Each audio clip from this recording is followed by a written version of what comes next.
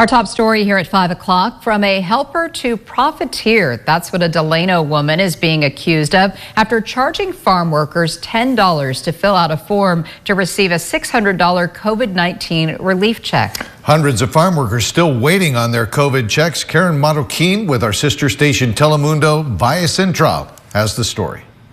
Hola, buenos días. Hola, hola, buenos días. This morning, Maria Resendez walked up to a plethora of farm workers who stood outside her accounting service office in Delano waiting for answers.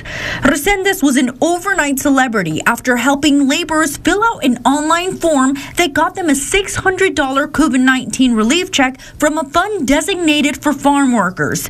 She says she never planned to do this and explains it all started after a woman went to her house asking for help filling out the form.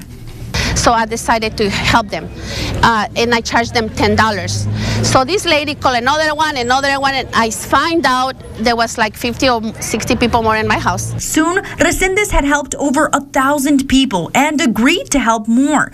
But some workers say she failed to mention that they'd have to pick up their check in Colton, about a 3.5-hour drive from Delano. There's no fee to apply for the relief funds, but Maria charged workers $10 each to help with paperwork.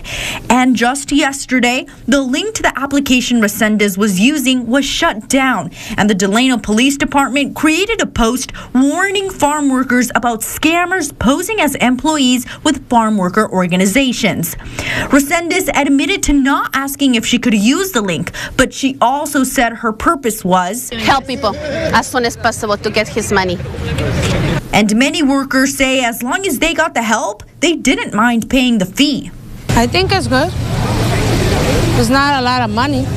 Back in October of last year, the USDA announced that 14 nonprofit organizations had been awarded approximately $667 million in grants to administer the Farm and Food Workers Relief Plan. The goal was to grant each worker $600 to defray their expenses incurred during the COVID-19 pandemic.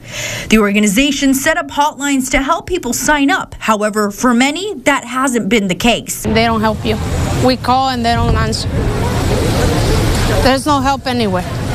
The director of the cooperative said qualified workers will be able to pick up their checks at the Proteus agency in Delano. Karen Marroquin, 17 News.